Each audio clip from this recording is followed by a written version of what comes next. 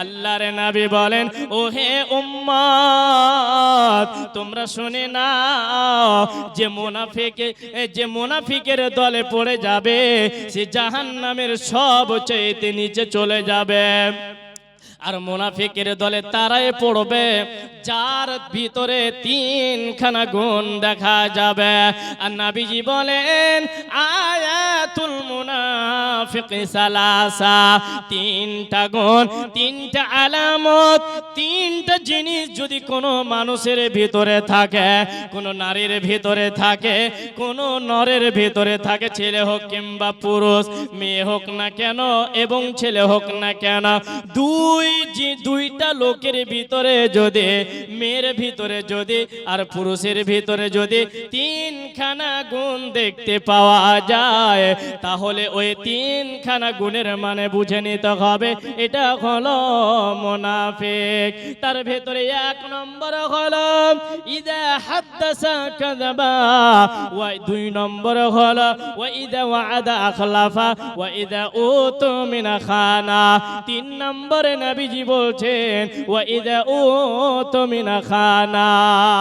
নবীজি বললেন, যখন সে কথা বলবে মিথ্যা কথা বলবে, যেখানে সেখানে মিথ্যা কথা বলবে, আর ওই মিথ্যা কথাটা এমন তাড়াতাড়ি করে, এত তাড়াতাড়ি করে গোটা পৃথিবীতে ছড়িয়ে পড়বে, ওই রকম যদি মিথ্যা হয়, নবীজি বলছেন ওটা হলো মুনাফিকের আলামত। দ্বিতীয় নম্বরে নবীজি বলছেন ইযা হাদাসা কাযাবা ওয়া ইযা ওয়া'আদা আখলাফা, দ্বিতীয় নম্বরে নবীজি বলছেন ওয়া ইযা ওয়া'আদা আখলাফা, যদি কোনো ওয়াদা করে, যদি কারো সঙ্গে আহাদ করে, তাহলে ওই ওয়াদাটা পূরণ করবে না, ওই ওয়াদাটা পূরণ করবে না, ওই আহাদটাকে পূরণ করবে না। আর তিন নম্বরে নবীজি বলছেন যদি তার কাছে আমানত রাখা হয়, সে আমানতের খেয়ানত করবে। তাহলে এই হাদিসটা বলার কারণ হলো যে যারা আমানতের খেয়ানত করবে রে, তারা মুনাফিকের দলে পড়বে। আর মুনাফিক যাবে জাহান্নামে, একেবারে নিচে তলে যাবে, একেবারে জাহান্নামের নিচে যাবে। তাই আল্লাহ তাবারাক ওয়া তাআলা বলেন, ইন্নাল মুনাফিকিনা ফিদ-দারকিল আসফাল মিনান নার, আল্লাহ পাক বলেন যারা মুনাফিক হবে এদের স্থান হবে একেবারে জাহান্নামের সবচেয়ে নিচে।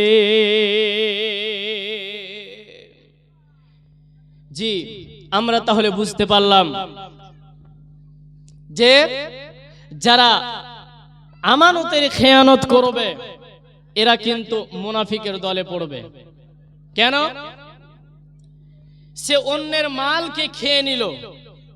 আজকে আমি এই মৌলানা আমাকে কিছু রাখতে দিল, যে মৌলানা এই জিনিসটা আপনাকে দিলাম, কিছুদিন পরে আপনার কাছে আবার আমি চাইবো বা নিব। ও শেখ আমাকে এসে বলছে, মৌলানা ওই জিনিসটা দিয়েছিলাম দেন তো। ও মৌলানা থেকে আমি একটু তাকাতওয়ার, আমি ওই মৌলানাকে বললাম যে না আপনি কই, আমাকে তো দেননি, কি আমানত কি দিয়েছিলেন আমাকে, কোনো প্রমাণ আছে? তখন আমি কি করলাম, আমানতের খেয়ানত করলাম। জি বাপজান আমার, আজকে এই ক্যালেন্ডারিতে ভর্তি হয়ে আছে, যার যতটুকু পাওয়ার রয়েছে, যে যত শক্তি দেখি, নবী বলেছেন এই আমানতের কথাগুলো বলতে গিয়ে যে নামাজ হচ্ছে আমানত। একজন মুহাদ্দিসিন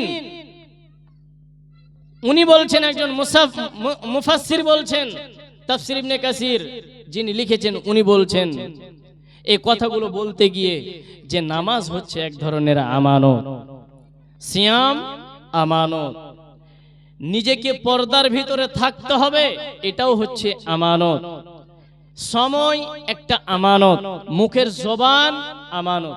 কেমন করে? যাই হোক, এই কথাগুলো আমি একটু পরে বলবো। একটু ওয়াকিয়াকে নিয়ে চলে আসি। কি ওয়াকিয়া? আল্লাহর নবী সাল্লাল্লাহু আলাইহি সাল্লাম যখন মক্কাতে থাকতেন, আপনারা সকলেই কিন্তু ঘটনা জানেন।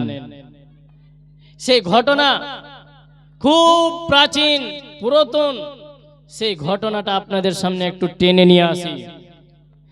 নবীজি যখন মক্কার জমিনে থাকতেন, নবীজি যখন মক্কার জমিনে থাকতেন, ওই মক্কার জমিনে থাকাকালীন আল্লাহর নবীকে কাফেররা অনেক জ্বালাতন করত, অনেক রকম ভাবে জ্বালাতন করত। এই জ্বালা সহ্য না করতে পেরে এক পর্যায়ে নবী আমার মক্কা ছেড়ে মদিনার বুকে রওনা দেবেন। এবার আর জ্বালা সহ্য করতে পারছেন না, এবার মক্কা নগরীকে ছেড়ে মদিনার দিকে রওনা হবেন।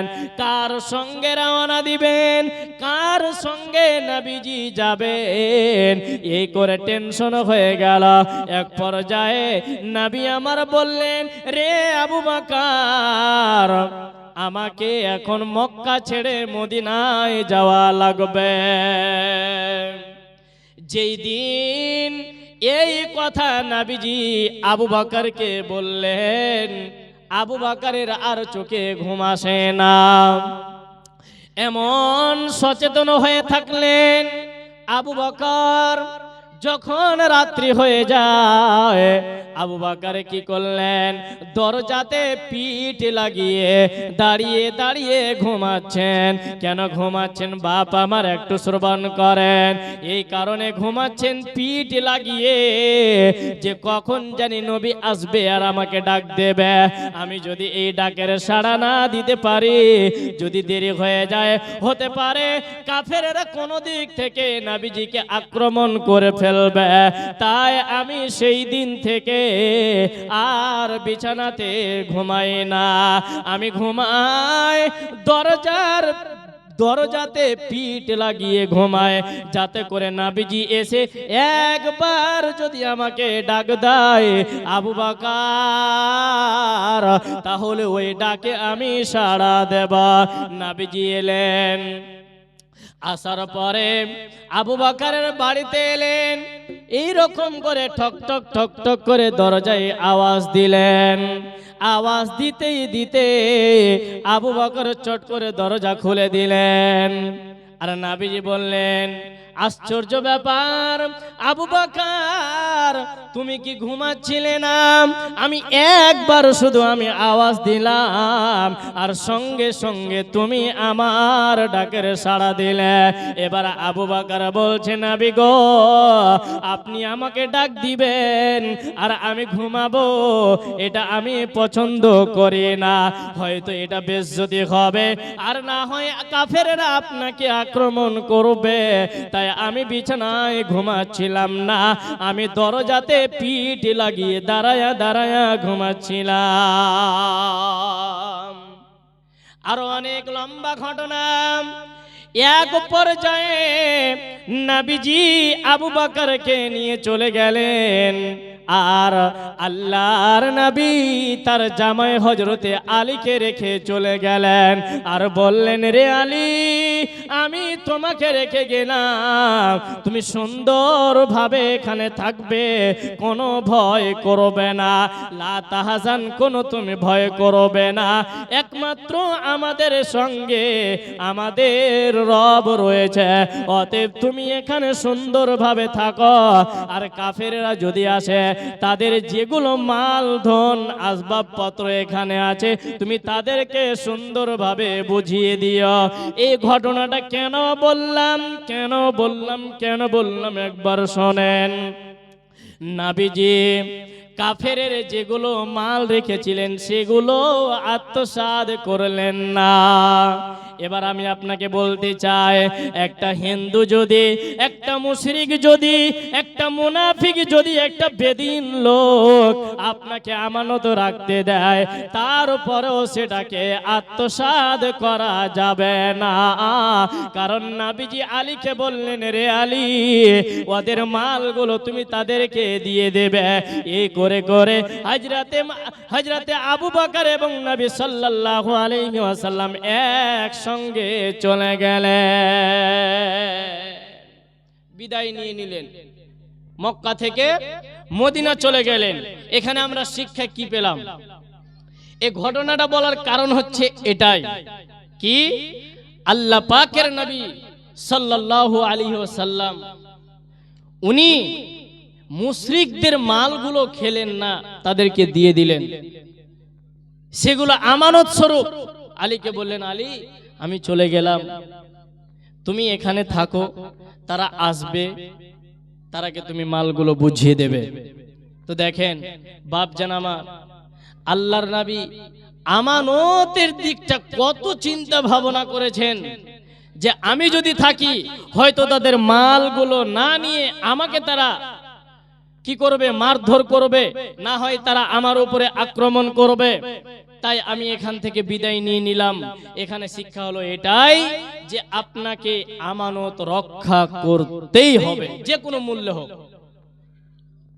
যে কোনো মূল্যে হোক আপনাকে আমানত রক্ষা করতেই হবে। কারণ প্রত্যেকটা মানুষই হচ্ছে দায়িত্বশীল, আর প্রত্যেক দায়িত্বশীলকে কিয়ামতের দিন জিজ্ঞাসা করা হবে। আমানত একটা দায়িত্ব। এই যে নামাজ, রোজা, হজ, যাকাত, এটা হচ্ছে একটা দায়িত্ব। আপনাকে নামাজ পড়তে হবে।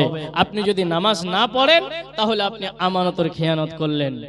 মায়েরা আমার, বোনেরা আমার, বাপ আমার, একটু শোনেন, আল্লাহর নবী বেঁচে থাকাকালীন কোনদিন নামাজ ছাড়েননি, আর আপনি আমি তার উম্মত নামাজ ছেড়ে বসে থাকি।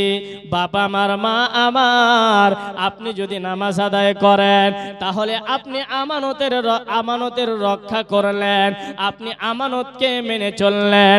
আর যদি নামাজ আদায় না করেন তাহলে আপনি আমানত রক্ষা করলেন না।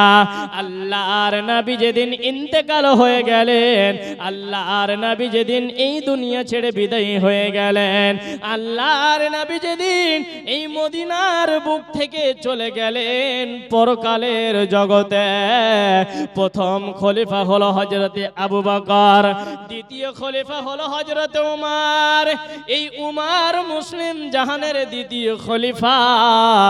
উনি কিন্তু রাষ্ট্রের প্রধান শাসক ছিলেন। এমন শাসক তাকে দেখে শয়তানও ভয় করত।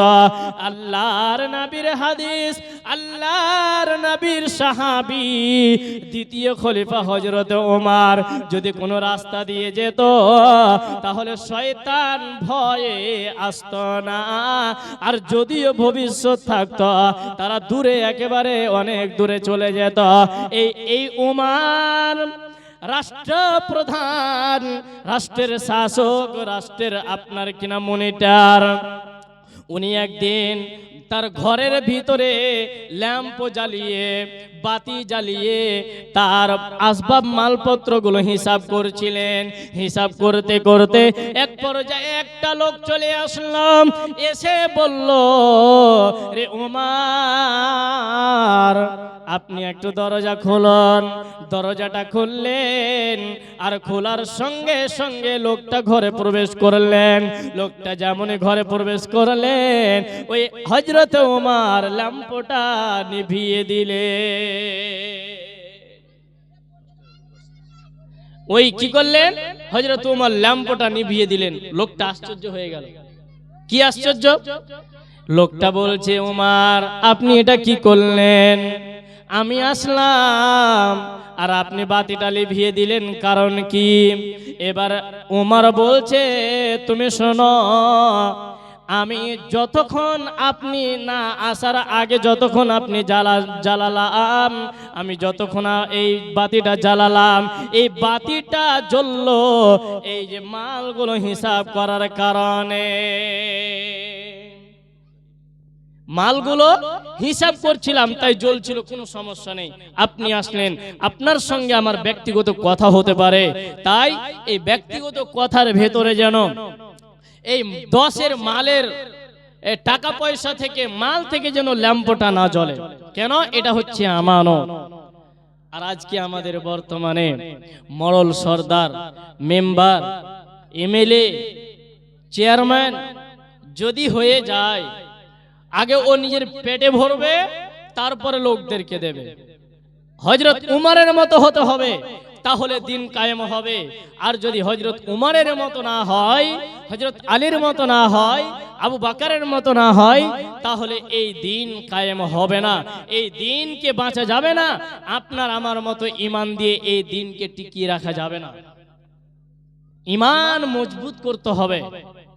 আমানত সম্পর্কে আরেকটা হাদিস আপনাদের টেনে নিয়ে আসি। যাই হোক, এই মাধ্যমে দুইজন, একজন 500 টাকা আর একজন 200 টাকা দান করেছেন।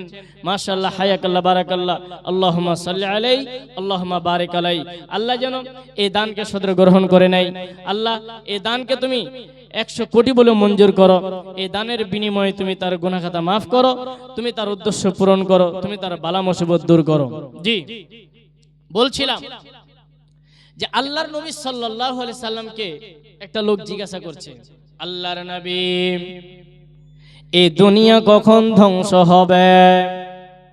এই দুনিয়া কখন শেষ হবে? কিয়ামত কখন হবে?